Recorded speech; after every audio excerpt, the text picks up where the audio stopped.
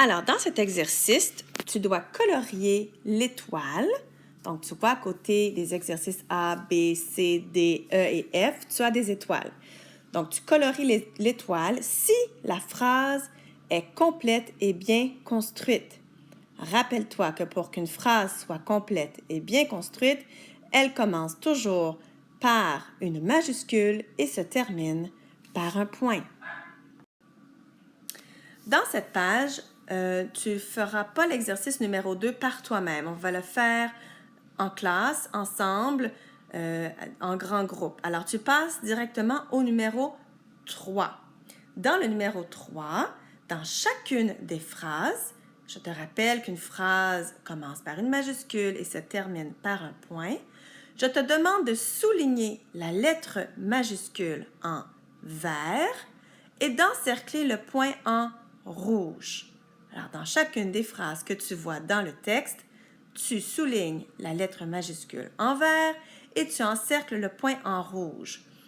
Pour la lettre B, on te demande combien y a-t-il de phrases dans ce texte.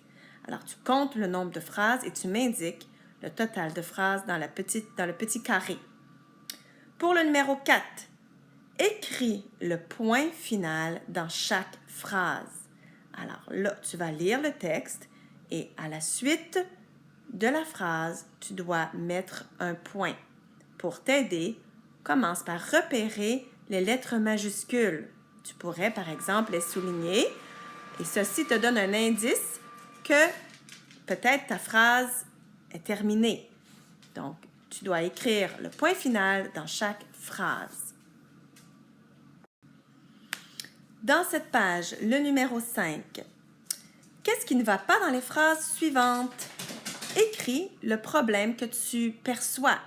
Donc, est-ce qu'il n'y a pas de majuscule dans la phrase ou la phrase ne commence pas par une lettre majuscule, tu dois indiquer le chiffre 1. Si les mots de la phrase sont en désordre, donc la phrase ne fait pas de sens, tu dois indiquer le numéro 2. Et si le problème, c'est qu'il n'y a pas de point à la fin de ta phrase, tu indiques le numéro 3. Donc, dans les carrés, tu dois indiquer 1.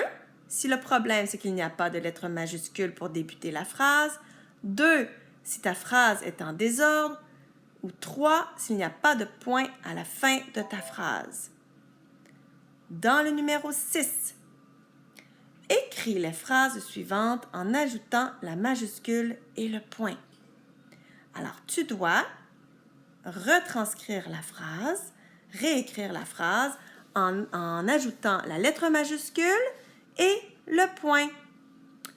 Pour être sûr que tu as bien fait ton travail, encercle la lettre majuscule et le point dans chacune de tes phrases.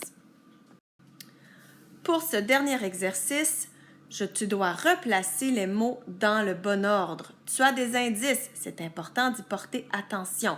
Par exemple, tu sais que la phrase débute toujours par une lettre majuscule. Alors, commence par repérer ton premier mot en trouvant la lettre majuscule dans tes petits mots et elle se termine par un point. Alors, tu dois trouver le petit encadré où il y a le point et tu sais alors que c'est ton dernier mot.